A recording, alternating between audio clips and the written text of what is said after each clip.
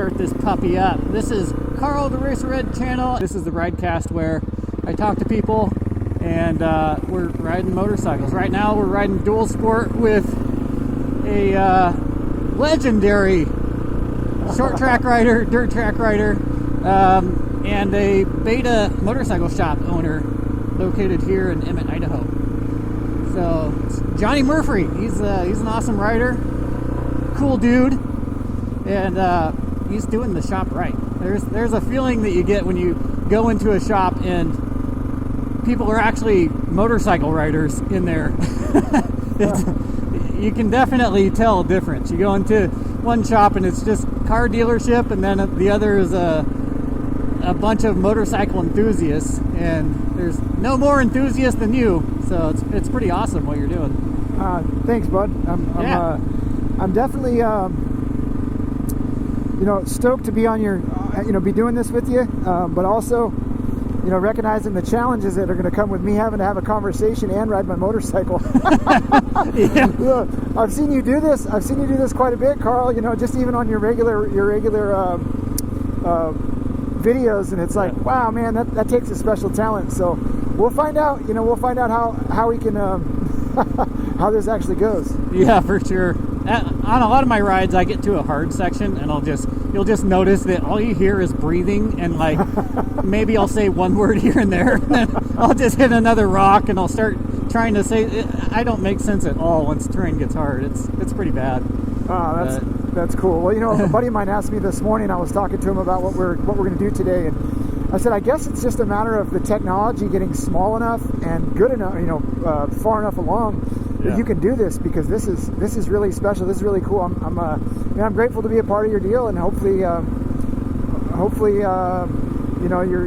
channel and this content just continues to grow, because from what I could tell, from what we watch at the shop there on the shop TV, that you're doing a great job, bud.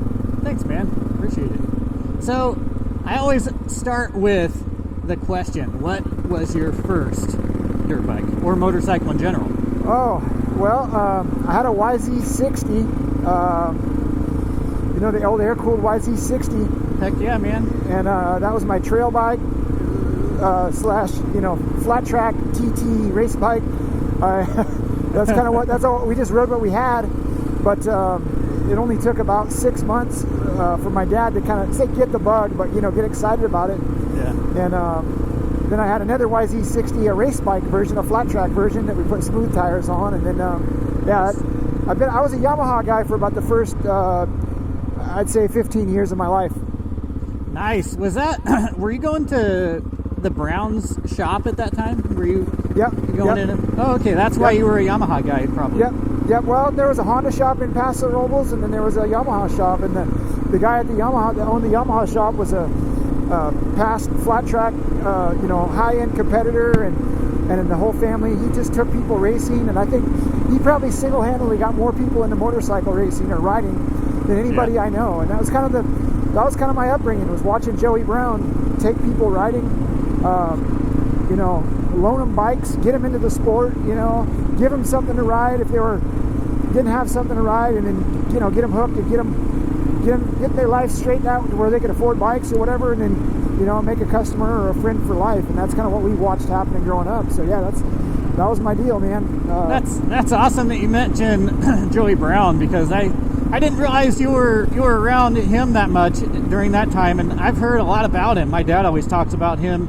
He was a really good rider, apparently.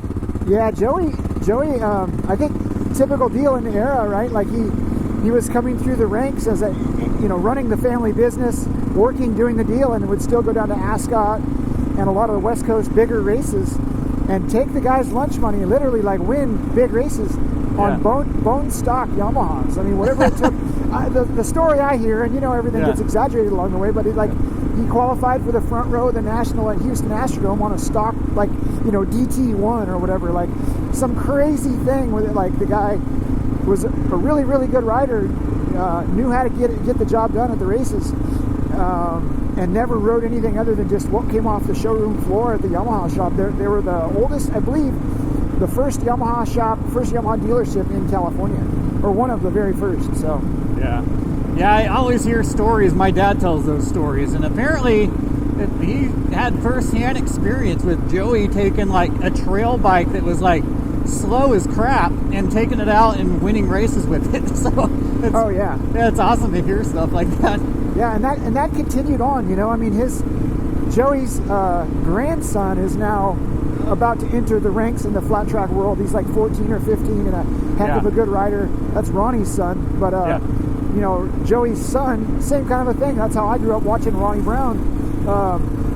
You know, take whatever they had laying around the shop and go out and win the New Year's Day hangover hair scrambles at Pozo, or go out to an open traction TT, open scrambles TT, and win the pro class or whatever. And I was just like, wow, man, these guys are literally not racers; they're just riders, you know. And then gratefully, honestly, I got the chance to help Ronnie transition into a professional mechanic, you know, at the highest level of flat track. You got him.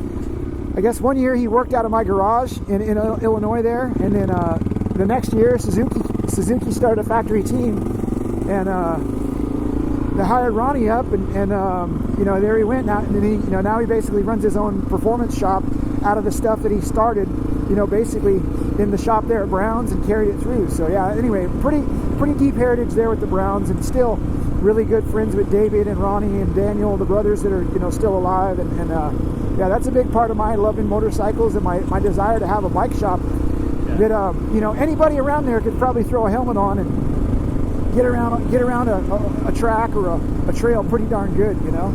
Yeah, that's what's so cool about your shop. You go in there and you get the feeling that you're among riders who have a passion for it. I mean, I can ask you any question about any brand of motorcycle, and you'll be like all excited about it, and you'll have something to say about it, and you'll have good advice pretty much no matter what the topic is that I bring to you. You know.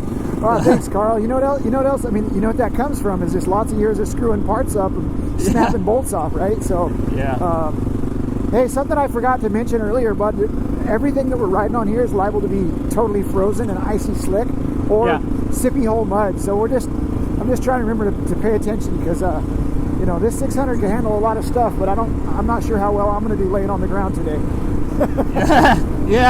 This bike, like I said, it's got dual sport tires, so once we hit mud, that's my biggest concern. I'm not going to be able to get any drive, and going down muddy banks and stuff, I'll probably end up on my face, but that's okay. No, we'll just try to stay up out of the way of that stuff, bud.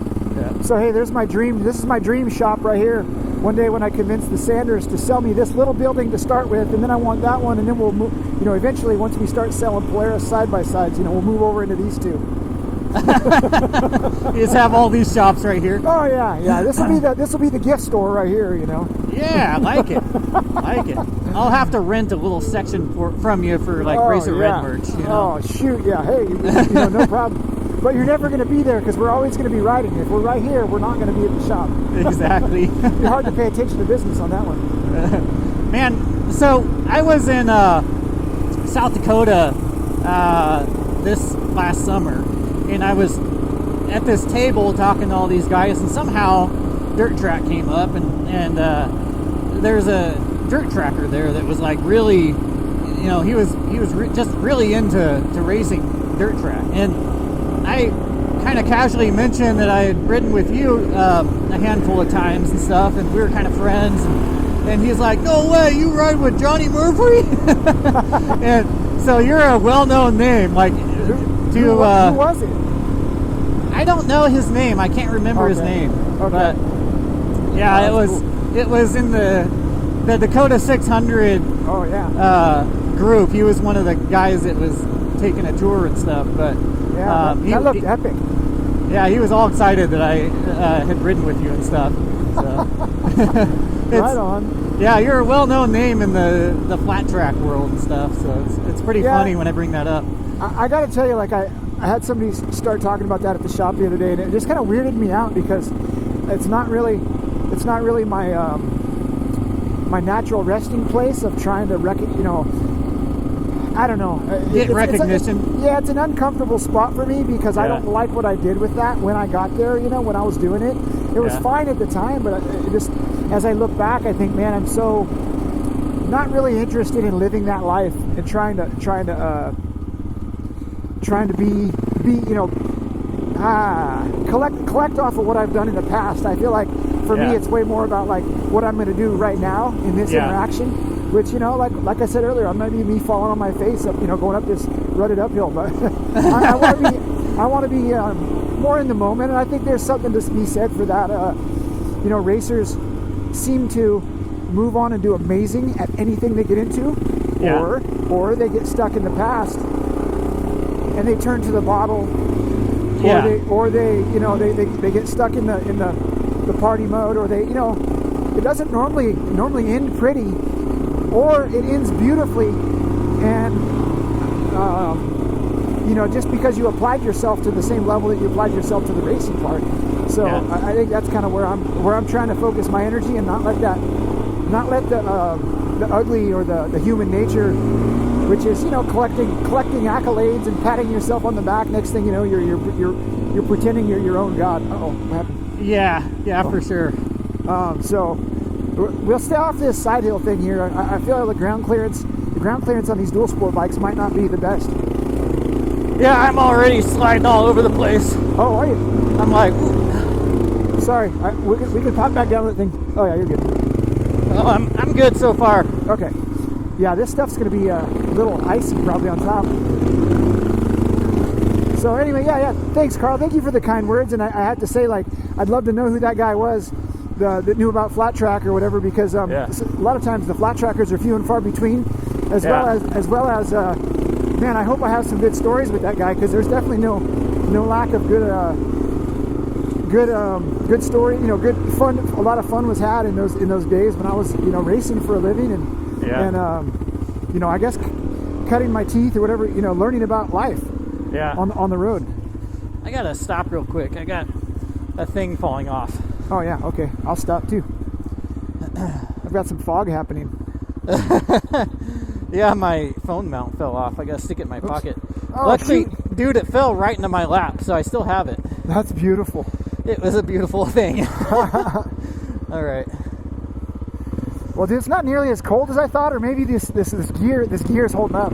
Yeah, I think it's with the sun directly on us. It might be feeling a little warmer than it actually is. Yeah, that's why I want to run up on this ridge top. Get a little movement in our bodies, get the blood flowing, and see if it's actually a good day to be riding a bike. Oh gosh, that was deeper than I thought. Oh boy. Oh. The mighty DRZ is I call it mighty, but actually it's a bit overweight. Is that thing all stock, Carl? It's all stock, yeah. That's cool. It needs probably a suspension revalve to do some really good stuff with it, but it gets around, Yeah, probably put springs and some fresh oil in that thing, and it'll wake it right up, Yeah. But yeah, like these hoops. I mean, even on the 600, even though the 600, as I was telling you, is a perfectly capable off-road bike, and nobody could convince me otherwise. even the 600 through those hoops like that, it's like, oh boy, I'm feeling all 304 pounds of that one. Yeah. That thing is a cool bike. I like this style of bike. They're pretty fun. Speaking of flat trackers and stuff, kind of tie this together.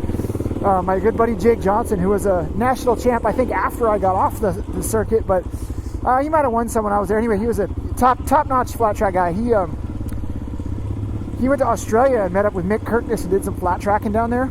Yeah. And they rode DR650s 2 up with their wives to the race. Like they went and did a race.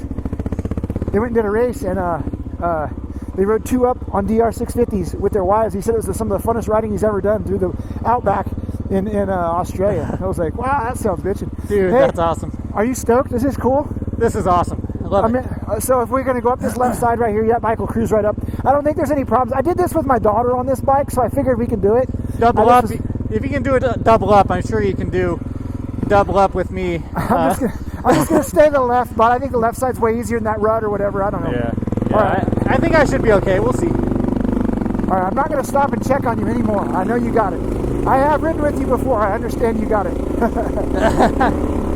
Sometimes I've got it, sometimes I don't. Yeah, it gets a little icy up here, but I think it's fine. I got full grip. There she is. This thing's a dinosaur. It sounds like a dinosaur. Yeah. Yeah, that's cool. Oh man, so what did you do a lot of riding outside of flat track and that kind of stuff when you were growing up? Yes, but I try. My dad was very protective and very like, oh, you got to go win the race this weekend, so we can't be taking no chances, or we can't, and that kind of sucked for me because I love riding dirt bikes, and just riding flat track is really tough, But I had a flat track at my house, and he made sure we had good dudes around us. A lot of pro guys would come up and practice with me, younger, fast guys, all the stuff. Yeah. So he made sure to put me in the right environment for that. But yeah, I mean, I like trail riding as much as anything, and so from an early age, like I said, I guess it's the Los Prados National Forest there on the central coast of California, but Pozo, La Panza, Black Mountain, everybody calls it something different.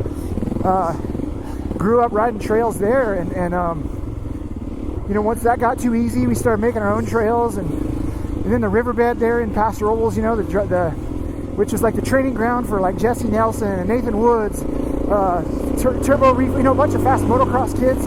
Yeah. That was literally my backyard, and so I never got very good at motocross. Like, I mostly was protecting. I was kind of on that same program, like I don't want to get hurt, which is kind of lame because, heck, if you're a better rider, you're not going to get hurt, So I had to check in with that. But yeah, that's kind of a little bit of everything, but dirt biking, straight up like flat track on a motocross bike, like a rough scrambles, to trail riding, to motocross. Every single thing that I could do is what I was trying to do. Yeah. So, is this gonna get? Ooh, this is. Are you right? This dirt's killer. Yeah, this isn't bad dirt for sure. This is kind of saving me. If this was mud, I'd be like I'd be starting to accelerate down the hill. I'd be screaming, "Look out! Look out!" I think that's why I wanted to be on this side of the road too. Yeah. So.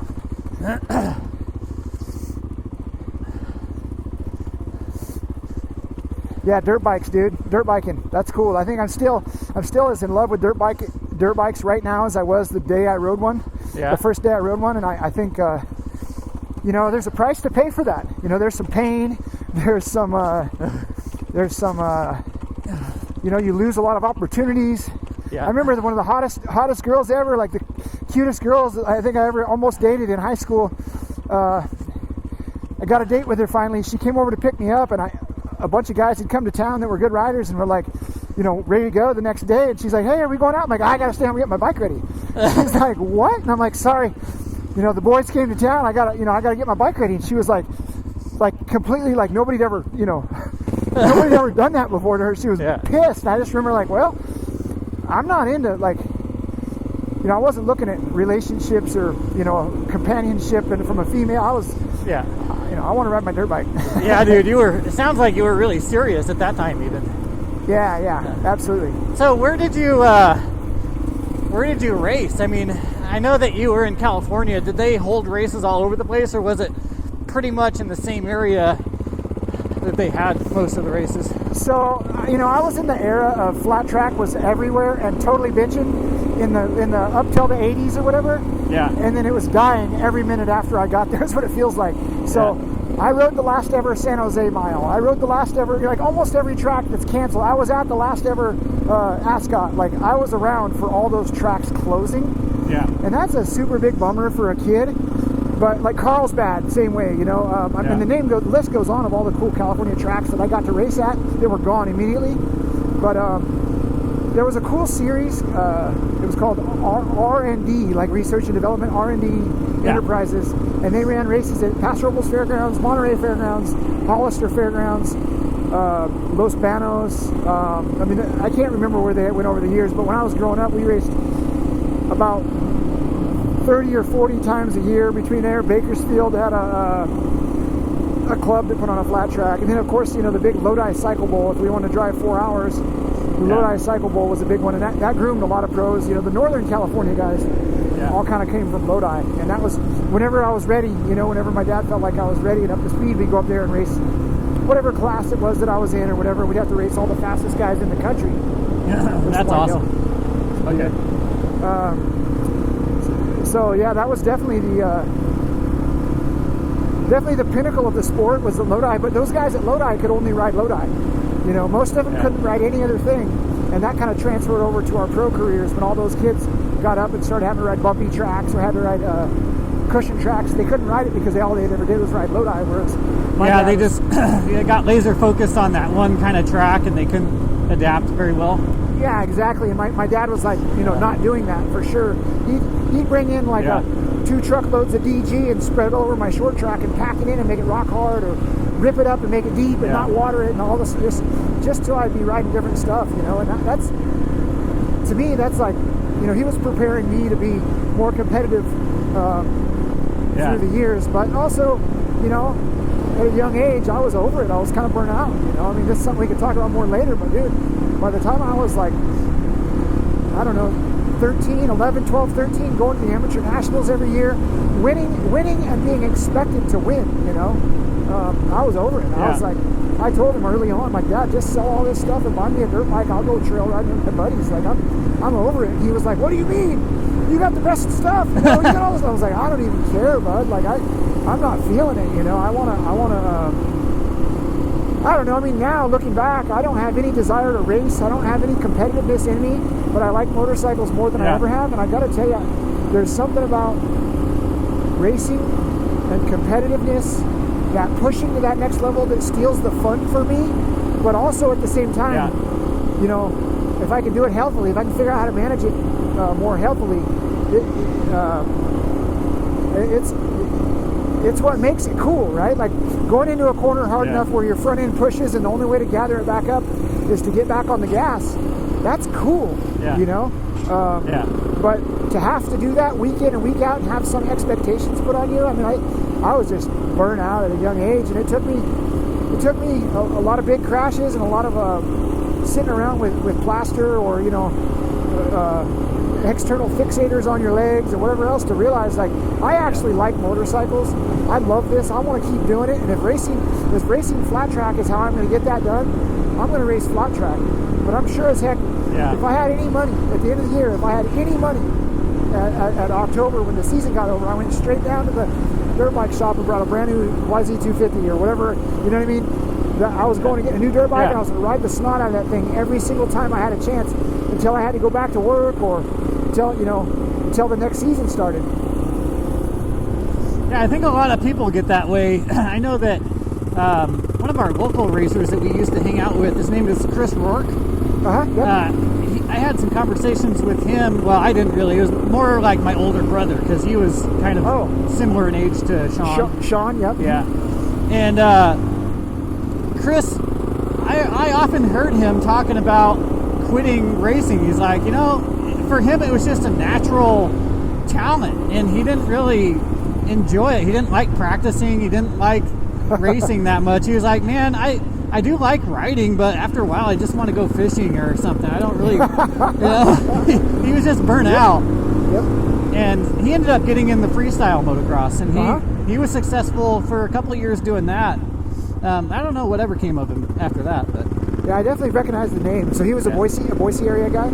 Yeah, I remember the first freestyle motocross he showed up to. He just showed up with his gear and asked if he could ride, and that was with all the top guys like the Flying Hawaiian and and Mike Jones and all those guys. Adam Tante, So he just showed up and said, "Hey, can I ride?" And they told him, "Yeah," and he won that event. I was there. That's cool. Yeah, that's cool. I'm not going to say he was the best, but he was our local, and so everybody cheered him on. Oh, that's right. That's one of those deals where the crowd kind of picks. Yeah. Yeah, cool. Hey, check it out. We had a guy come up in a pickup, so this is good news. Oh shit, a pickup with a trailer, dude. We're golden. Oh yeah, golden. Yeah, I'm gonna pull off on that wide spot right there for him.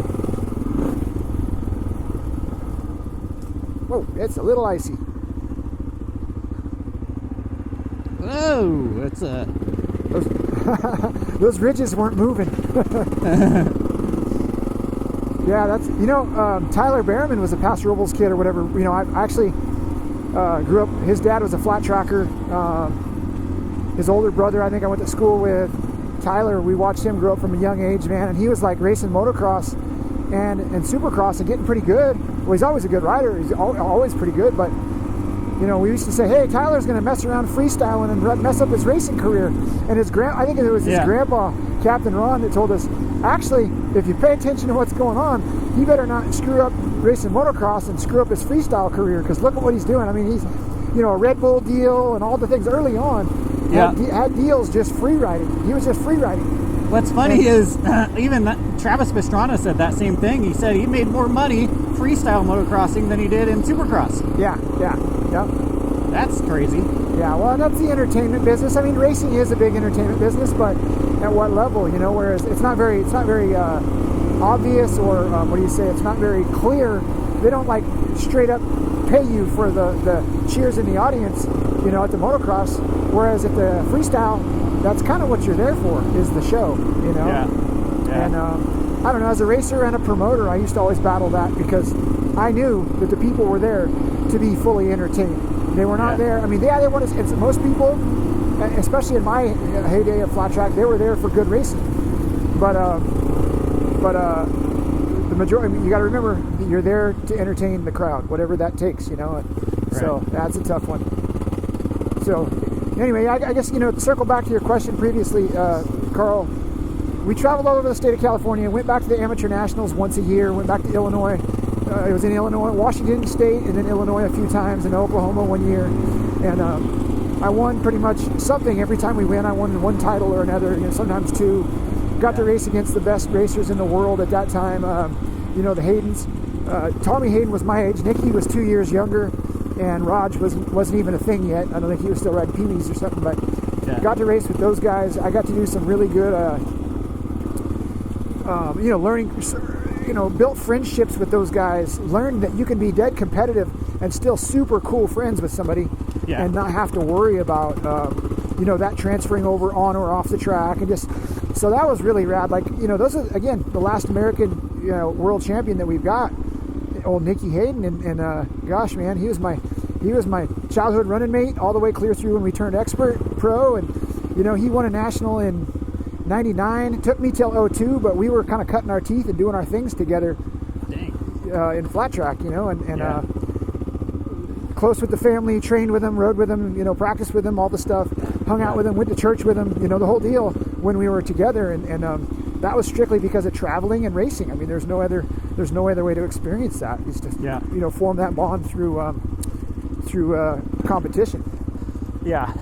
Well, I think a lot of people, like, they think of names like the Haydens and they're like, oh man, that's amazing. To them, it's just a figure, kind of, not really. But you knew him on a personal level. It's just so different when you know him on a personal level like that. Well, let me tell you this. When we were first year, my dad and Earl, so their dad, Earl Hayden, was a freaking, you know, figure of his own, just a rad dude. Yeah. Earl was a horse race guy. My dad was a horse racing guy. And they hit it off right away. They had the fastest kids at the race in the class, in the 60 and 80 class, in like whatever, 1989 or something. And we heard about them. We knew they were the guys to beat.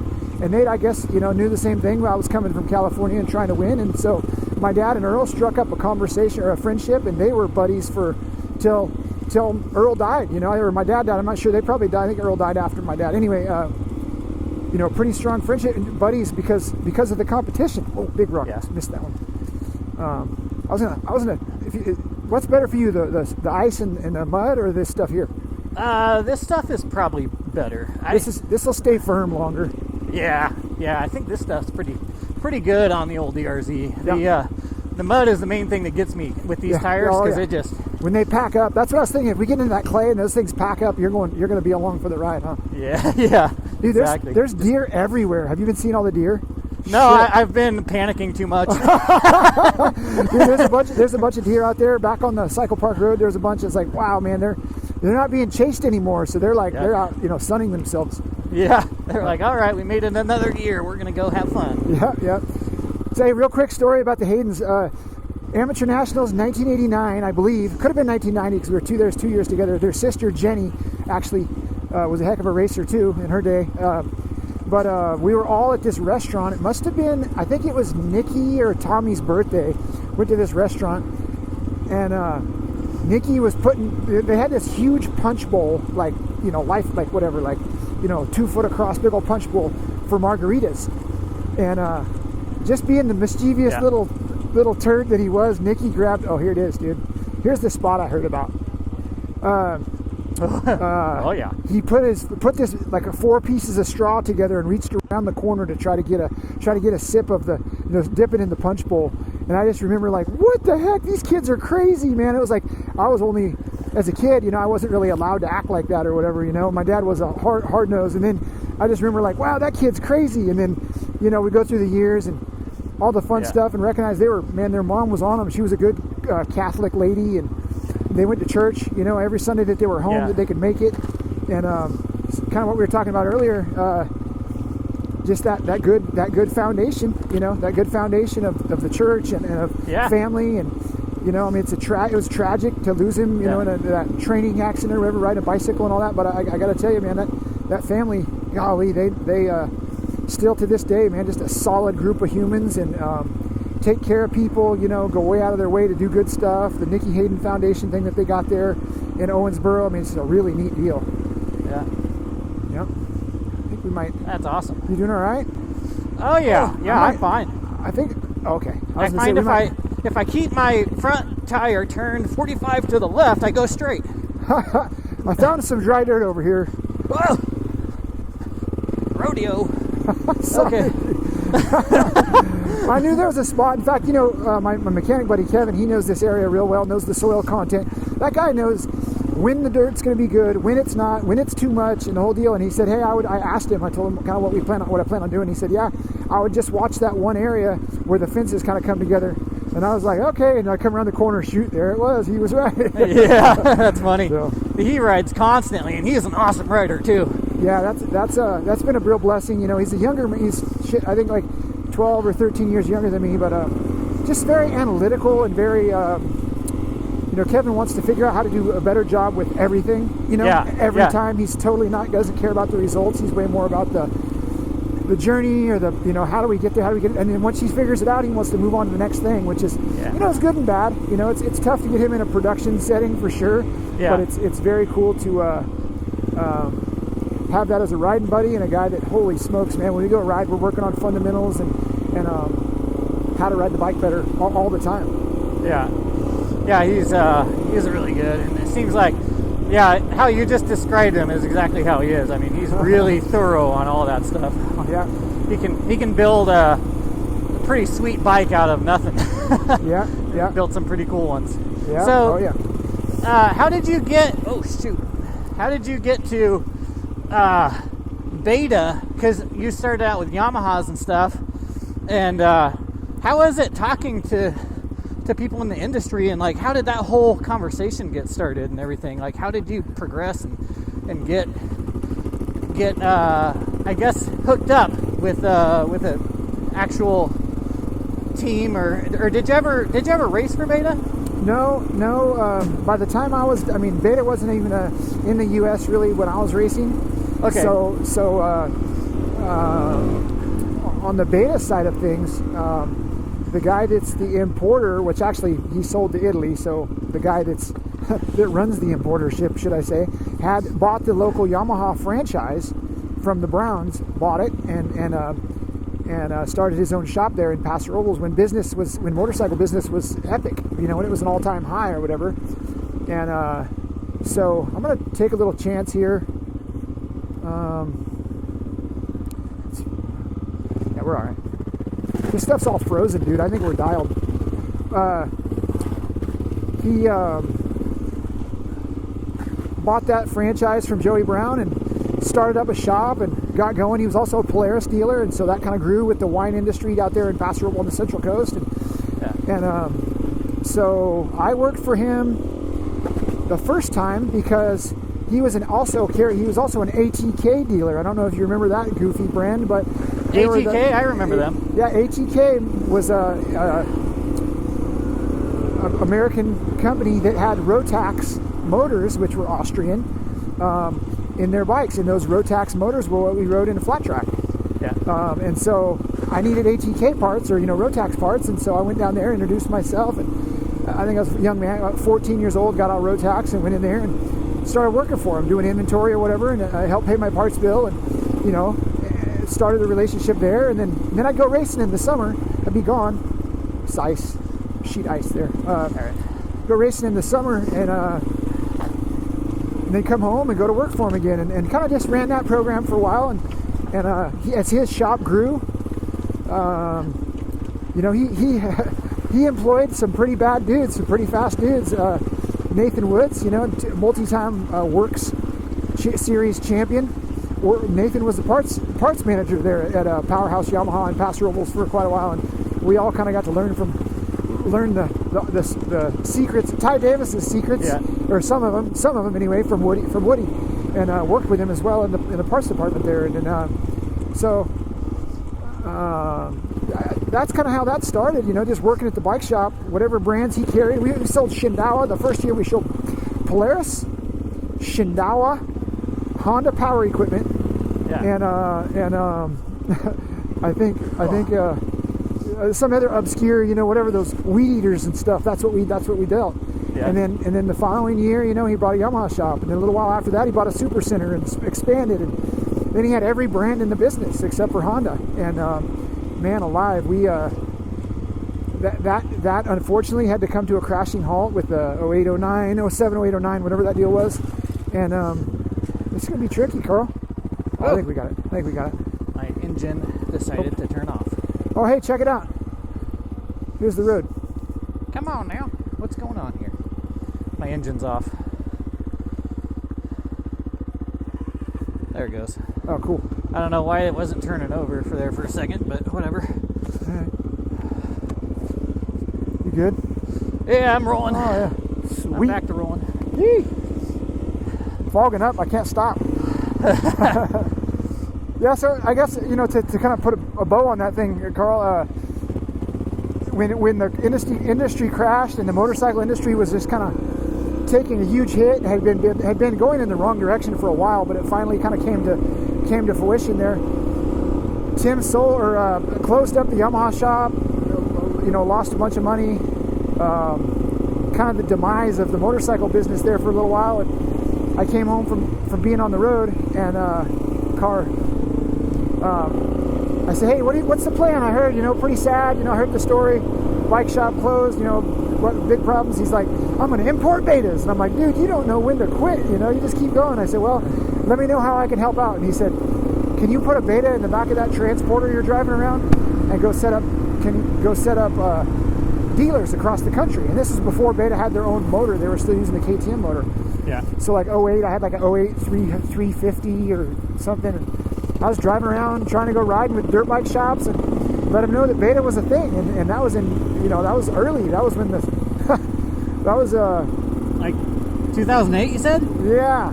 And, you know, nobody had heard of Beta, or they wrote it and were like, yeah, that's a KTM with linkage. It's not that special, you know. And I'm like, yeah, you're right, you know. But when you get the parts, when you can get the parts and, you know, all the stuff, and it was like, it was a pretty tough sell. Yeah. And then so we their Beta's commitment to the U.S. market stayed strong, and they pumped out their own motor. So the complete Beta, you know, did away with their agreement with KTM. Yeah. Pumped out their own motor in 2010. We all went out to our private, you know, we're basically Nathan Wood's private training ranch for the Cycle News photo shoot.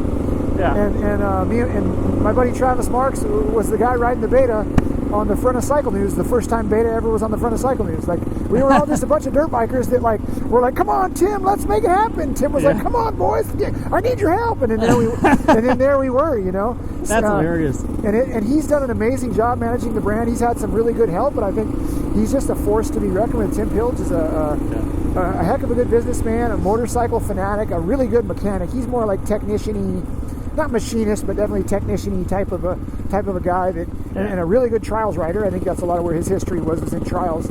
Yeah. And so I think in like 2010, I was just doing that out of the back of my rig that I was driving around the country for another company. In 2010, I got tired of doing that job, and I went and asked him, hey, how can I help? And he said, I don't have any money, but I can give you bikes and parts. And like $100 a day cash so you can survive.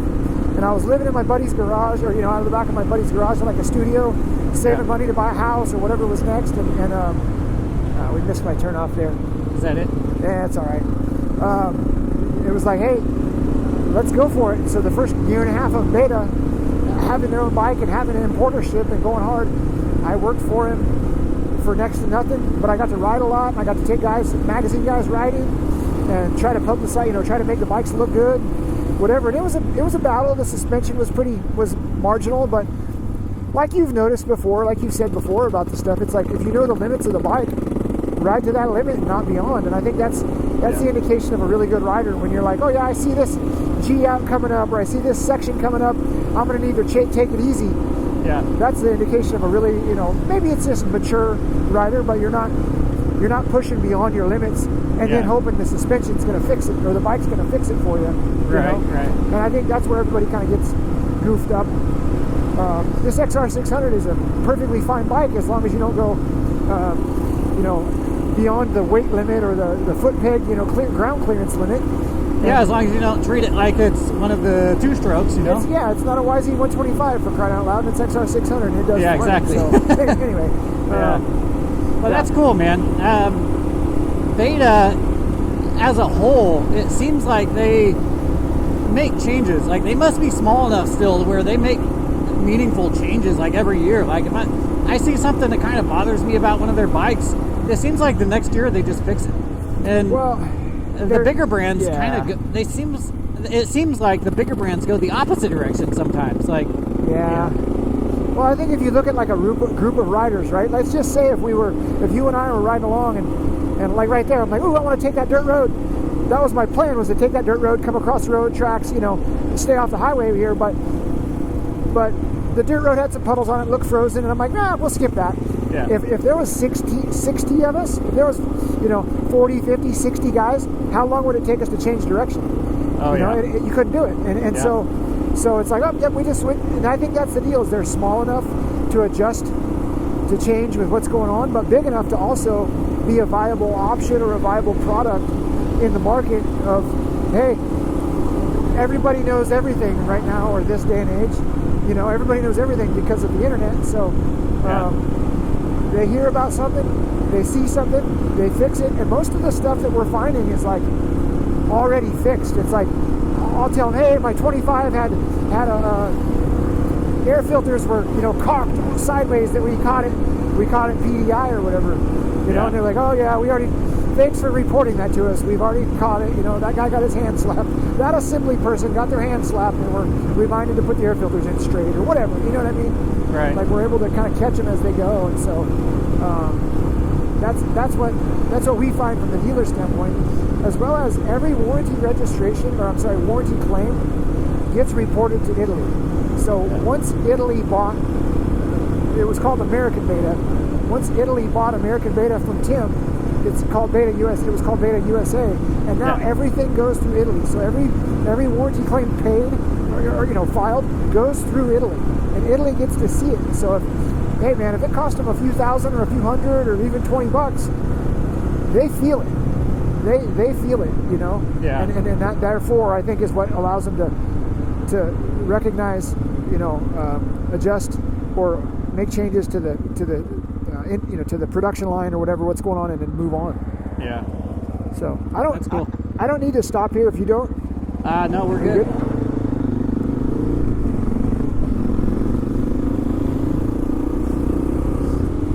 Oh, there's Uncle John's new garage. I think it's looking good.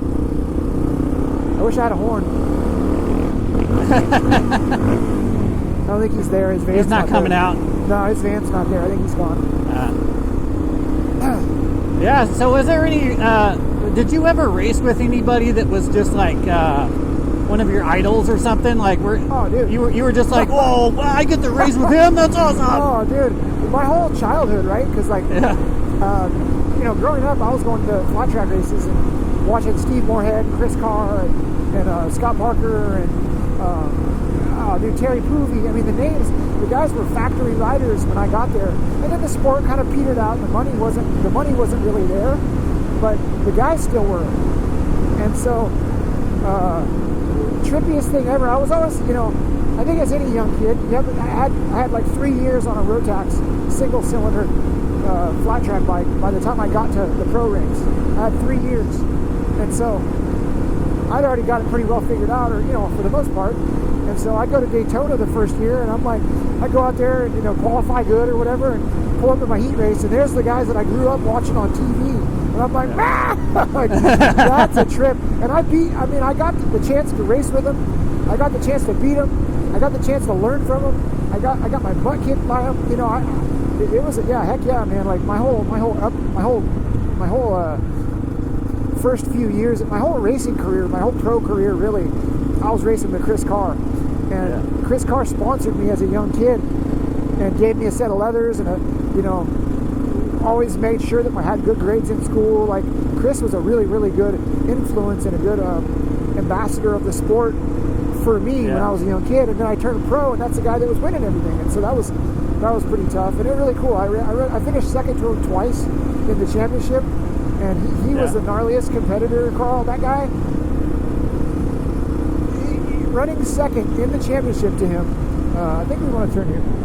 Running second to Chris in the championship, Sedalia, Missouri, I was struggling with the bike working, and I'm like, man, I need your help.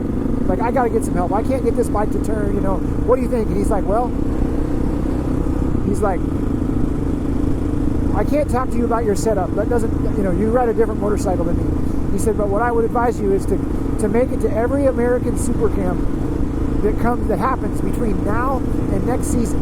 And I'm like, what? I'm like, the school that you're a part of, the training school. He's like, yeah, come to every American Super Camp school that you can get to between now and next season. And I'm like, okay, like, that's weird. So we finished out the season, and I'm like, you know what? I'll humble myself, or whatever that is. I'll go learn from my competition. I called Chris. He told me to call Danny Walker, and I signed up for the next available school in California.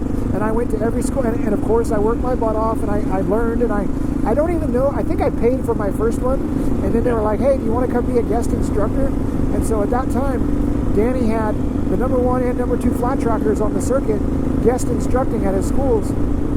And I was just going to school on Chris, and he was helping me. He was trying to help me get where, and he told me, he said, if I'm going to get any better, you're going to have to get better, because I'm already winning.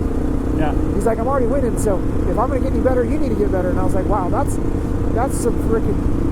pretty cool. You know what I mean? That's awesome to be able to follow around the best and learn from the best. Yeah. And so I think that's, like, to me, an example of competitiveness, but also, like, sharing and, like, wanting to get better, progression. Yeah. Well, they say one of the best ways to get better is to teach. Oh, yeah. Hey, I've heard that. Yeah, that's true. I guess that's true. I've heard stories, though, of Ricky Carmichael not letting anybody ride with him. Yes. And I think that's the opposite thing. I mean, he was very, still is. I think that's kind of come to be a little bit more of a thing, where he's very, holds his cards pretty close to his vest, doesn't let anybody in, very tight circle, and doesn't want to share a whole lot of that. But I mean, I guess his commentary, some of his podcast stuff you hear him do, he does share some things more now. But I heard that same thing. Dude, I watched him growing up, and actually I went to Washougal to watch him race. I think it was 2001, and he blew everybody away as usual on his 125 at that time. And I went through the pits, and everybody has these big lines in the pits, like Doug Henry and all of them, especially Jeremy McGrath. And I go over to Ricky Carmichael, and he's by himself, nobody around him, and just staring off into the distance. And he was winning, and I was like, this is so weird. He was such a cool guy. He was really cool to his fans and everything, but I don't know why. It just seemed odd to me that he was by himself at his booth, like nobody around. It was just bizarre. That's pretty funny. Yeah, but yeah, I've heard he's really like you said, he keeps his cards close to his chest and doesn't really allow people to see in there. So I guess one more thing you asked about racers that I grew up looking up to. I got to race with. I was a rookie expert, so I still had a letter. In the flat track they give you a number with a letter, and then once you start making main events, they'll let you take the letter away. I was a rookie expert, kind of a nobody out of California, but was making my way through. And We did the Sacramento Mile at the end of the year. So I've been racing all year on this Dodge Brothers XR750. And in my heat race, I had Steve Moorhead, who was a legend of the sport. Won 20 or 30 nationals. Really cool dude. He was towards the end of his career, but one of the most respected guys in the pits, I thought. And what I knew of him. And Sacramento Mile, man, I'll never forget. I went around the outside of him going into turn 1, and somehow he didn't draft me down the back straightaway. And I don't know what happened. I beat him to the start-finish line. I made the main event. And I think he had to go to a semi, because they take like the top 2 or whatever the main. Everybody else goes to semi. And so I saw him in the restaurant or bar or whatever, the hotel afterwards, and I was like, kind of starstruck. He beat me in the main event. I don't know where I finished, but he looks at me, he says, "Good job tonight, kid."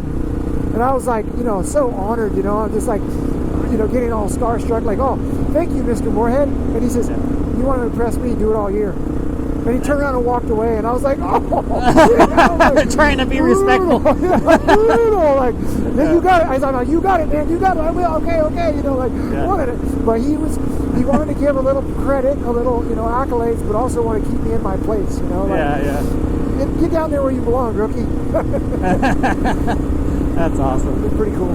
Well, there's some side trails. I don't know how much exploring you've done while you're up here, but there's some side trails up here. I took my son and my daughter up here, the 10-year-olds. We went up off the top and went off the back, and my son was on his 70. My daughter was on the back of the 600, and we went off the back and got way back down in there and got stuck a little bit. Not really, just kind of decided to turn around. Yeah. And rocks in the road. Oh, rocks in the road. Jim County, that's the Jim County voice. Yeah, I couldn't hear. I just heard all of that. I just heard road. That's all. Road. So I was like, wait, is he trying to tell us not to go? I can't hear anything. He said, "You're good to go. There's just some rocks in the road." Oh, okay. I was like, "Oh, you got to see what we just came through." So, dude, is there a huge difference between? Well, I know there is, but like a huge difference between riding a flat track specific bike and just a regular motorcycle. I know that you guys set them up different, but how do you set that thing up to where you can slide it around a track and basically treat it somewhat like a street bike? I mean, is that a learning curve in itself to be able to set your bike up?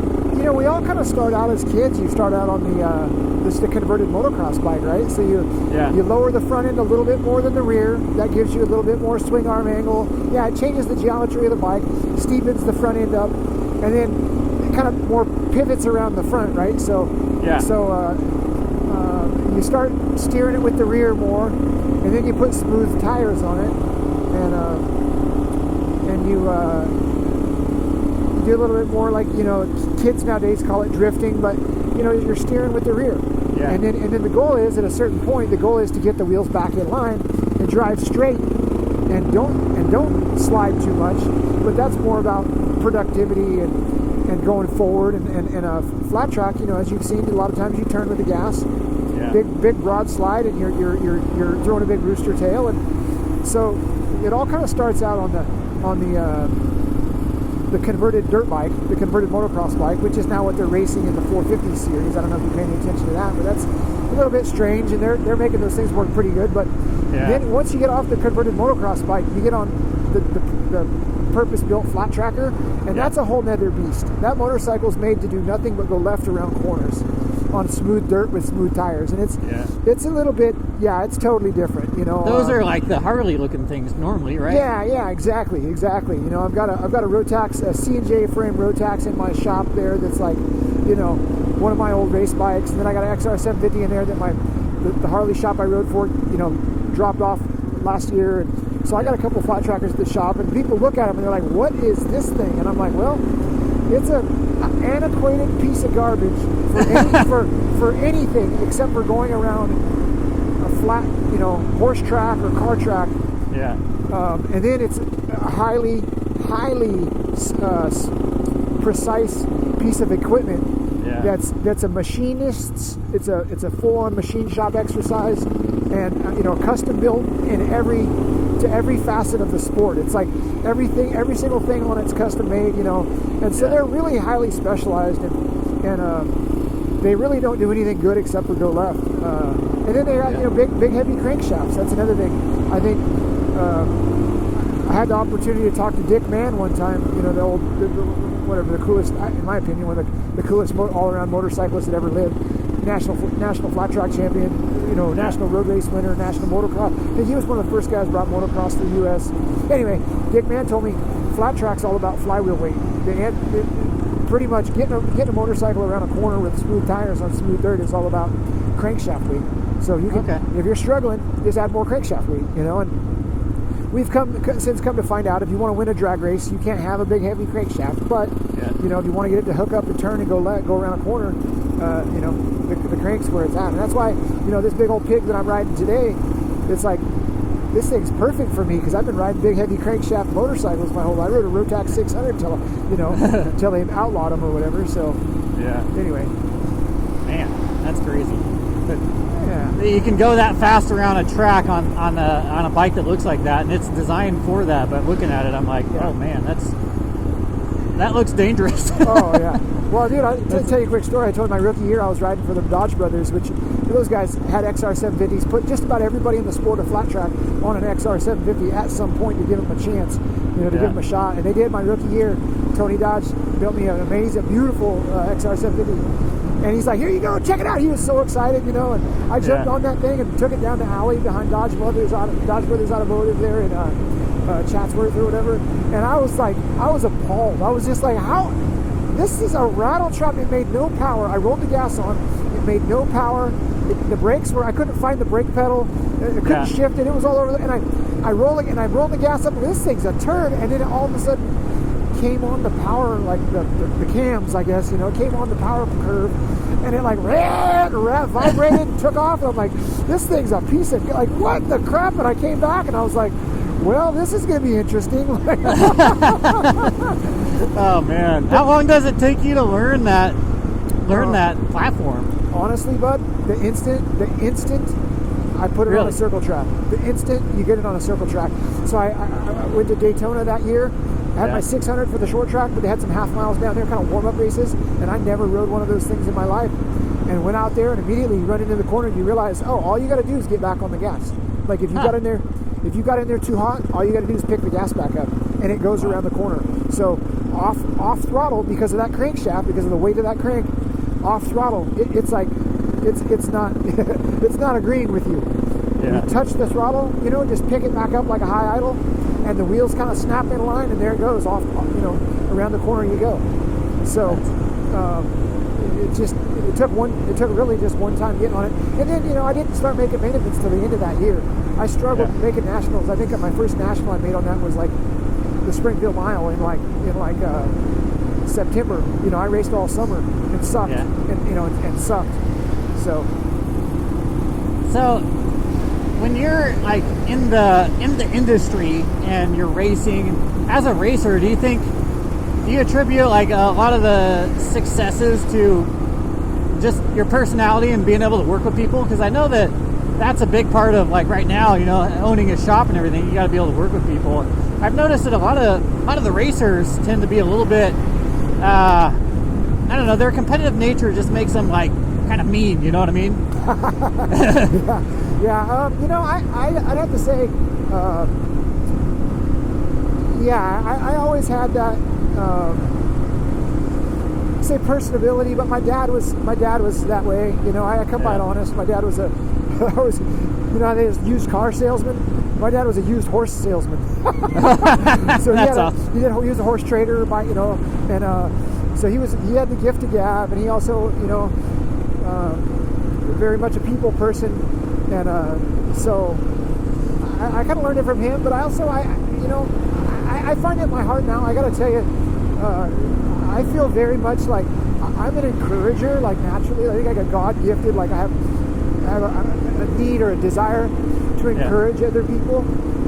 Even to my own detriment, I'll I'll get into a situation and let people use me for traction because I want them to do better, and then pretty soon they're over there, you know, whatever, like, haha, you know, making fun of me. Or like, wait a minute, bud, like I let this happen because I wanted you to do better, and now you're talking, you know, whatever. So I got to watch that. Yeah. But yeah, that's a natural spot where my heart rests is encouraging. And so one of my biggest things was when I was in the, you know, racing flat track was I would like to see why somebody came to the races. I would find out, like, people coming to after the races, they would come down and they would hang out, and I would find out why did they come to the races, and what did they want, you know, why were they there. And I would like, if I could, within reason, and to make it a win-win that was good for everybody, make sure that they got that, you know. Yeah. And if it was a sponsor or a potential sponsor, they just weren't involved for, say, you know, I had people tell me, hey, I got $1,000 a year. I'd like to put my name on your leathers. I'd like to, when you come to Ohio, I'd like to be able to get into the races, and I'd like to feel like I'm part of the team. And I'm like, but I can make that happen, you know? Yeah. Or hey, if you could tell me what you really want, I can help you get there, you know? And that was kind of something that I did.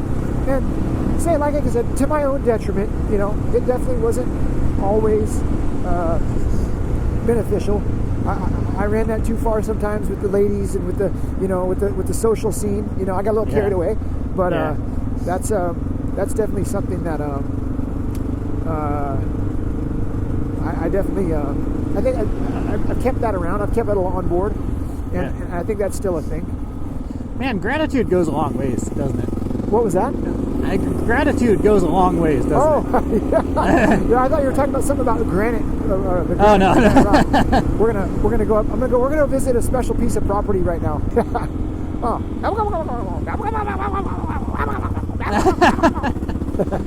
Turkeys everywhere. Turkey lurking. I can't believe people don't shoot those sometimes when they go hunt for them, because I see them all the time. Well, you know, it's funny. I hear people say, "Oh, it's turkey hunting." I'm like, "Gosh, I could have stopped this morning and grabbed one on the side of my van." You know. I know, right? Just reach out the door and grab one by the neck. Yeah. Okay. So yeah, I'm good to head back whenever you feel like it. Okay. Or I'm good to keep riding, whatever you feel like doing. Oh yeah, no, I'm not in a hurry to get back. Let's Butte, asphalt. Are your hands good? How are you on temperature? Oh, my hands are good. Yeah, I'm totally good. Yeah, I feel like I like these windshields. Oh, they're bitching, huh? Yeah. So we'll have to come back, but we had a trials event here this year. You can see some of the marks right there, but there's a couple trials sections through here. It's like 150 odd acres. It's pretty cool. It looks fun, but it looks like it could be scary. Oh, it's steep. It's gnarly. Yeah. So I got momentarily sidetracked there. It's all good. Getting lost on dirt bikes is where it's at. So. Holy cow. Yeah. So I guess I'm finding that too, and this might go a little deeper, but I'm finding that too. If I give and give and give of myself, and if I come home, if there's nothing left for my wife or my kids, you know, I misappropriated my energy, and I gotta watch that. And I think because I am of that nature, where I just want to, you know, I'm kind of learning that right now, of like I gotta just be careful that I'm not doing too much of that, you know. That you go and go and go, and then suddenly you're just out of the sauce. Yeah, exactly. Yep. So, and I think part of that's you know, learned. It's maturity. I'm learning that as I go. Of like, I can only give so much to this guy, or this person, you know, at the shop. Because when I get home, my kids are very likely. That's my neighbor. When I get home, my kids are going to be, you know, in need of their dad too. You know, and so that's a tough balance. But I'm working through it. Jobs will definitely do that. I think you seem to be working in a space where it's made for you almost. Like, it seems to be something that you really are good at. Now a lot of people, I think they work a job and they're like, they just hate their life. They get done with work and they're like, oh, that was horrible, and now I have to sit down on my couch and, you know, and then the family has none of your energy left. Oh, yeah. Well, yes. So, first of all, man, thank you very much. And I hope that is the case. And I do believe that I'm trying to, you know, say follow God's urging for me in a direction that's positive. But it's a slippery slope. That's an easy one to get to take and try to make your own. So I do think that I'm supposed to be in Emmett. I'm supposed to be, raising my family here. I do feel like this is a very, very much. I'm doing what I'm supposed to be doing with the bike shop and the whole thing. But then it starts going really well, or I like it. I'm enjoying it, and then next thing you know, I'm not. I'm so. It's like celebrating too early, or I'm not finishing the deal. I'm not doing what I'm supposed. I guess I'm not really making any sense or saying this the right way. I guess it's so easy to get stoked about what you're doing and forget what you're supposed to be doing. You know? Yeah. And I think, and I could say that same thing to go for any of us doing something that we love. Yeah. Is that we like, oh yeah, man, I'm working it. I run a bike shop. I'm doing this or that, and meanwhile, what am I supposed to be doing? I'm supposed to be a steward of the gifts that God gave me. Which some of that is experience with motorcycles. Some of that is experience with all the hard knocks of life. Some of that is flat out, giving back to the community. I don't know, but I feel for me, I gotta stay focused and not lose track of what am I really here for? Let's not take myself too serious. Like I did anything to deserve this, and I'll get really caught up in my own ego, my own pride, real quick. And I feel like that's an easy trip of mankind. Yeah. It's a really easy trip. It's in our nature, man. It's definitely in our nature. Well, how did you coming to Idaho from California? Was there a culture shock at all, or is it just like, well, people are people? It's just kind of the same everywhere? Culture shock? No, I think a lot of like-minded folks. Definitely a lot of like-minded folks. Yeah. Well, especially in the dirt bike community. Yeah. I think there's a thing about Idaho that I recognize a little bit when I was in Michigan. When I spent a lot of time in Michigan with flat tracking, and a lot of the teams and a lot of the guys ride on the ice, on the frozen lakes all winter. So I spent a lot of time in my youth growing up there. There's something about people that have endured weather, that have endured the conditions, that are outdoors. They're a little bit more grizzled, or a little bit tougher. I don't know. I mean, coming from the central coast of California, it's like everybody there is like, oh man, the weather's great. Life's easy. Yeah. And all over California, everybody, I was like, I'm going to move to Idaho and ride my dirt bike and raise my kids in a God-centered environment. And they're like, oh, but what about the weather? And I'm like, the weather?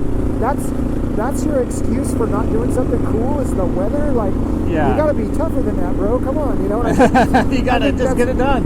It's a barrier for entry, right? It's a barrier for entry. I think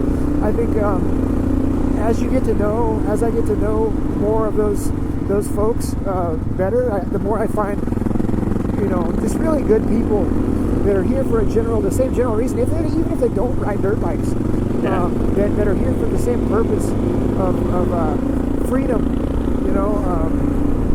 open space. Don't want somebody standing behind me telling me what to do all the time. Be who I want to be. That's what we figured when we first got here. My wife goes, man, it seems like the unwritten law around here is you be you and be nice. That's it. You be you and be nice doing it. And we're cool. You can do anything you want. You can go run off the edge of that cliff if there's no warning sign. You don't worry about it. Just you be you and be nice, Yeah, exactly. That's a pretty good rule around here. Just be you and be nice. Live and let live. That's what Idaho I have found is pretty much all about. Yeah. People doing their own thing. Yeah. And I'm hoping like heck, that my kids can be raised in an environment where that same spirit is alive and well, and we can raise them in a manner to be productive, or this is probably pretty slick, but I don't know, but I think I'm hooking up so far, so we're all good. I was going to say, you want to try flat track? Against my will, right there. Right. I think respect, respecting other people's wishes, respecting what other people want to do. Hey, if you're not into it, that's cool. Give them some space. I'm trying to teach. That's a tough one with 3 kids and the older sister. My oldest loves to tell her brother and sister what to do, and we're trying to get to that point of like, hey, let them be who they're going to be. You know, if you see them get into a dangerous situation, you know, help them, but don't try to run around telling them what to do, because it's going to hurt real bad. You know, when you that's the real world. Is it's so many people want to tell everybody what to do, and I think it's like I'm out on that. You know, I'd love to be helpful if I could. And if you're in my presence, or if this is a place where I can be, and I see your kid acting up, I'm certainly going to try to you know, point them in the right direction. You know, I believe in the village effect, where it takes a village to raise a kid, and I, by all means, I want the village. I'm surrounding myself with folks with similar mentalities. I hope that will help guide my kids along the way if I'm not there. But all the same, you know, as a grown-ass man, I want to see another grown-ass man doing something that's unsafe. If he asks for help, or we're close enough to have rapport, maybe I can, you know, lend a hand. But otherwise, if somebody's not asking for help, I feel like I need to kind of let them be, you know? Yeah, exactly. I mean, we've got everybody has their own battles. I mean, everybody. There's not one single person that doesn't have their own struggles and their own hardships and their own things that make them happy and or whatever. But I think, unfortunately, I think the worse your mindset gets going down that hole, I think you start getting really like, you start having that tendency to tell everybody what to do. That seems to be what comes out. But. So I would say, or you know, say challenge, but I would think like, is this, maybe this is, I can pose this like a question, Carlos, is that just us as humans trying to take control? Is that like that need for control where it's not actually a thing, but we think it is, and so we like, you know, control becomes your addiction? Yeah. You mean, is it just human nature? Is that human nature? Yeah, trying to take control of the whole thing. I think it's human nature to try to maintain, and take control of the environment around you. I think a lot of people, you know, who deal with their internal struggles more than others, you know, I think they try to sometimes reach outside of themselves and change everything outside of themselves when they really should be kind of looking inward. Hey, there you go. Yeah. Man, I said that to my daughter just this morning, or last night or something. I say, hey, you need to be the change you want to see. And I know that's very cliche, you know, and I know that's very like, we see that on postcards and stuff, but like, if you want your brother to act a certain way because he's doing something you don't like, you need to do that the best you can yourself, and then take it from there, you know? Right. Let it kind of grow from there. Yeah. So. Yeah, and with boys, it's different, you know, teaching them how to grow up and be men, and then you got to teach girls a little bit different, you know, because they're sensitive. And at my house, you know, I like to, because I've got so many kids running around and stuff. I like to play. I like to be goofy, and one of my kids, I call him the hairy one sometimes. I'm like, the hairy one did it, and you know, he's been okay with that for years. He's been like, we goof off. He calls me the smelly one sometimes. Like it's just fun, you know. Yeah. And it's a totally healthy way for kids to grow up. But he recently started attempting to use that against me, saying that it was like, you know, he was just he was mad at me for a different unrelated thing, and he started trying to use that and telling on me and all kinds of stuff. And I'm like, dude, it goes back to the whole, you know, you need to recalibrate here. Like, why does that bother you? Let's look inside. It's nothing I'm saying. I'm being nice. Like, I'm just goofing with you. Yeah. That's so funny you say that, recalibrate, because I use the dog. We got a couple dogs, and we had a 5-year-old dog when we got a puppy, you know, a year or two ago, and she's been a handful. And I use her as my calibration of when the dog pisses me off, and I'm like, I'm gonna kill that dog. It's just recognize, you know, it's not the dog. Like, what's going on? And I think that's a good. You could use that with anybody, right? Like, if the guy at the stop sign in front of you isn't going with the light, you know, stoplight or whatever, he pulls up there and stops and won't go, and you come on, man, get out of it. It's like, dude. Like just look at yourself real quick and go, wait a minute, why am I yelling? That's a good way to calibrate yourself, is to look at a dog, because that resonates with me, because I have the same thing. Like, if you're getting mad at a dog, what are you doing? And I do the same thing. And sometimes, like even that stoplight thing, like I'll get so mad at another driver, and I'm like, wait a minute, why do I feel this way? Like, let's take a deep breath and just calm down, and we're gonna get to where we're going anyway. Let's just take it easy. Yep. So. Yeah. And sometimes it's such about perspective. I was thinking the other day, like, I feel like we could probably sum it up. We could probably sum all of life up with the words perspective, faith, and love. You know, like truly, like my perspective, or a person's perspective, it's not all that matters, but it's awful darn close. You know, because it is the internal. That is the checking in. That is I'm looking at what's going on. That is I need to look inside and look at my view of this and recognize this is not where I want to be. And then I have say over. I can adjust my perspective, or at least I can influence it. And pretty soon, it looks a lot better from over here. Yeah, exactly. And then you're, I don't know.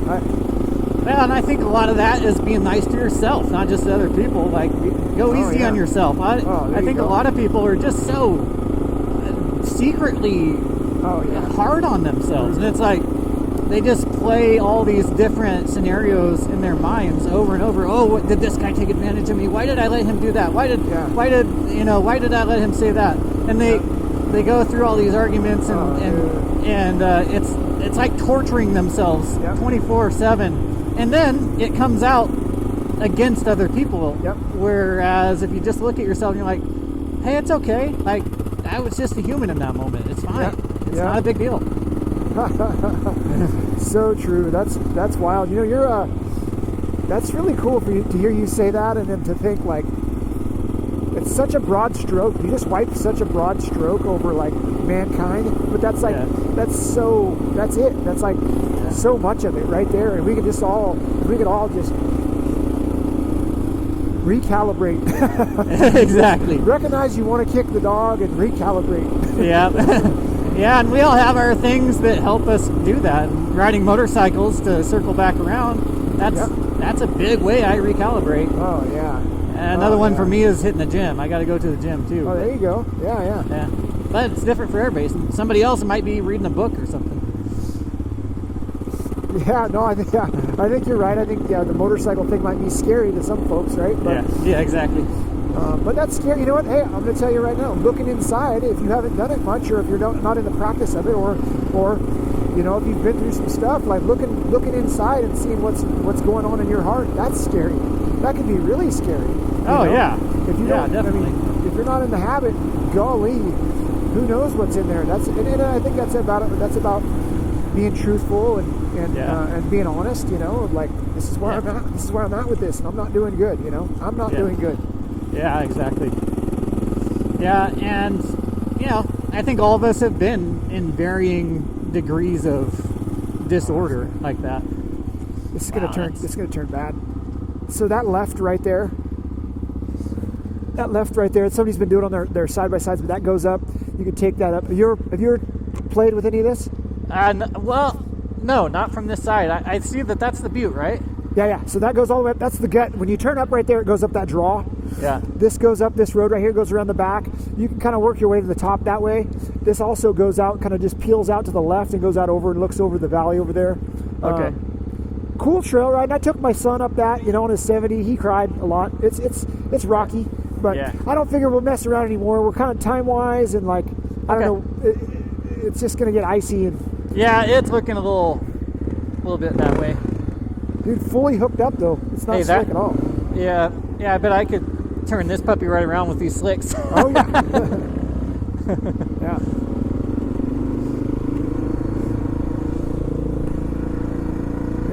We stopped and I started fogging. Yeah, these helmets, I don't know if they're really made for winter use. I don't know. They seem to fog up pretty quick. Yeah, well, I'm sure there's, they make those no fog stripes or whatever, those no fog inserts. Yeah. One of those things, they put like a layer on the inside that no fogs it real good. I've got some fog cloth. I got a no fog cloth at the shop. I can give you and try that. But yeah, I've never tried one of those before. I'll have to try that out. I got a bag of them. They never sell, so they must not work very good because I never sell them. Or people just put their bikes up in the winter.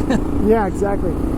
So, you were kind of onto something there, being nice to yourself. I think that's a tough one, man. I think, we're raised and I think you and I are kind of around the same, I'm a little older than you, but that same generation of men that were gnarly. Oh, like yeah. I think my dad was gnarly, and I think my grandfather was way gnarlier, Yeah, and same. In an era where that was how you had to make it as a man, Yeah. And holy smokes, man! That was just, there was no time for your feelings. There was no time for looking inside. You just, get up, get back to work, And right. My mom. Go ahead. Oh, sorry. Go ahead. No, my mom died when I was like 7 years old, and my dad we never really addressed that. He manned up. He definitely manned up. Said, "Hey, your mom's gone. I'm going to raise you and your sister. I'm going to raise you guys by myself, and this is what we got. It's the three of us now." Yeah. And I was like, "Wow, that's cool." But we never really took the time to deal with that and to address it. It was kind of something we just kind of swept under the rug because we had to get back to work. And I think it was by a means of necessity or of survival for him. Yeah. And probably for us too, Yeah. But motorcycles was what I kind of, what he got me into to whatever, fill the void, change the direction of my focus and keep me busy. And then we did it as a family, and that was cool. We traveled down to the races together and everything, and that was cool. Yeah. But I never really dealt with what was going on in my heart because we didn't have time. We didn't have and I think.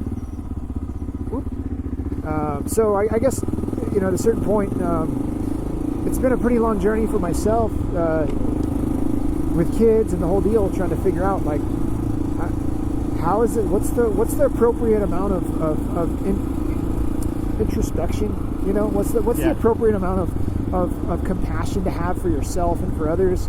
Yeah. What's the healthy manner of dealing with this stuff? And to this day, I think we probably I'd like to say I struggle with it, but probably not any more than anybody else. It's just I'm darn well aware that I'm a rolling freaking mess of emotion and all this other stuff at times, and other times the world, I'm all over the place. But doggone it, I sure feel good about what I'm doing. Yeah. I sure feel blessed to have the family that I have and the life that I'm living. And if I can just stay out of my own way, this will continue to be a great ride. Yeah. Yeah, I think I missed a lot of what you said because it was cutting out. I think this thing cuts out sometimes, but I got the gist of it anyway. Okay. And I agree totally. I mean, it's you don't know. Sometimes it's hard to know what the balance is to have introspection and to you gotta go easy on yourself. I mean, all of it seems like most of us are really hard on ourselves, but you also can't be one of those people that you've been divorced 5 times, you keep getting fired, and nobody can stand you, and you keep saying, "Oh, it's their fault. It's not. I'm just doing the best I can." And it's at some point you got to be like, okay, I still and I'm giving myself grace, but I also have to make some changes. Like, there's a reason why people are angry around me all the time. That I can't keep going down that path. And then there's also the other path where you're just ruminating and whipping yourself 24/7. Yeah. No, that's a good point. Blaming it on other people. As soon as you blame it on somebody else, your ability to grow is gone. It's over. Yeah. And that's a tough one because that's, if there's no progress, if there's no room for progress, it's like insanity, right? Like it's the end of the road. I feel like that's the end of the road right there. Is if you're never going to get any better, then what are you even doing? Right. Exactly. Yeah. Which I think applies. It's funny you say it always comes back around for me. Everything does come back around to dirt bike, and there's some way to relate dirt bikes to it. But I feel like I'm probably more fundamentally sound on a motorcycle right now than I've ever been, and I don't know if that's true, but I feel that way because I'm working on it more than I ever have. I'm thinking about it. And you know what? If I'm degrading, if my skills are eroding away as I get older, but I'm fighting to keep it, then maybe that's what's going on. But I definitely feel like I'm paying attention to steering the bike with my lower body or where I'm looking. I'm paying attention to the fundamentals now more than anything else. I'm not trying to go fast. I'm not trying to.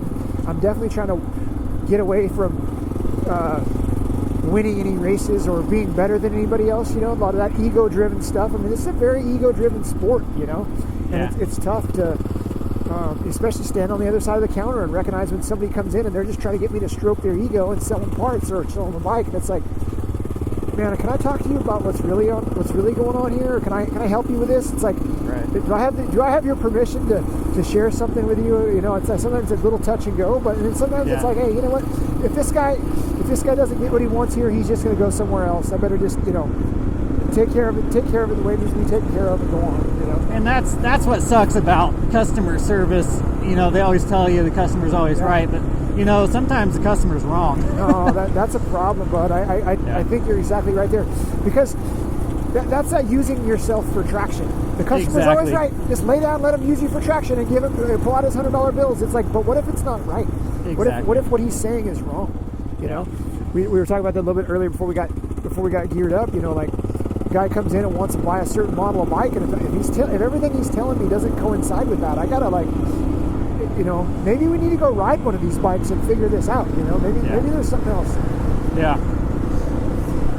Anyway. Yeah, I think that comes out a lot when, well, sometimes people, like when ego gets involved, I think it's hard to bring people on rides sometimes because of that. Oh yeah. You know, I think a lot of people either shield themselves from their current ability. They just they have to believe that they're a professional, which, you know, I'm not a pro. I accept that. But I can make it through just about anything. I can go on most rides. You're a darn good rider, dude. I mean, I've only ridden with you, you know, a handful of times, but we've been into some stuff together. You weren't always on it. It seems like you're always on the bike that I'm not on too. It's good today we're on dual sports, but I feel like we were riding 300s. You were on your 500. There's nothing you didn't make. So yeah, I got you. I just love riding motorcycles. I just think that you know, you know, I'm not. There's a lot of stuff I couldn't make it up probably, but you know, a lot of people I try to take them on rides and they tell me that they're like a really gnarly rider, and I take them out and then they can't make it over some pretty easy stuff. I'm like, man, it's kind of a waste of your time to come with me. We could go somewhere a lot easier and get your fundamentals down a little bit. Yeah. Let's work on this stuff. Yeah, that's the thing too. I love it when somebody's totally willing to, like, hey man, I'd like to just get better. Can you help me? Like, there you go. Yeah, I've been screwing up for 40 years doing this. I'd love to try to teach you some of the stuff that I learned. You know, if you're willing to listen. Man, there was this one time when you and I were riding, and we went on this side hill, and you did this weird thing with your steering, like it was totally flat track, like it was totally like you were using flat track skills to like slide sideways down this steep embankment, and I was like, oh, there it is. Use a flat tracker. What was it? You mean like a downhill? Like we dropped? Yeah, down? It was like we were going. It was in the cycle park, and we were on this side hill. And you just turn your front wheel toward the downhill and you start sliding sideways, and you may have not even realized you were doing it, but I was like, man, that's total flat track right there. That's funny. Well, you know, on some of that stuff, it's so steep, I'll use any tool in the box to keep from dying, you know, to keep it crashing. It's like whatever it takes. Yeah. That's funny. Well, the batteries on these cameras are probably about dead. Hopefully they're not dead yet, but thanks for doing my Ridecast, man. I really appreciate it. Holy smokes, what a good time. All right. Well, thanks everybody. Catch you on the next one. His name is RacerRed. If he wasn't riding, he'd be in bed. He naps during the day. He rides his love from garage bays.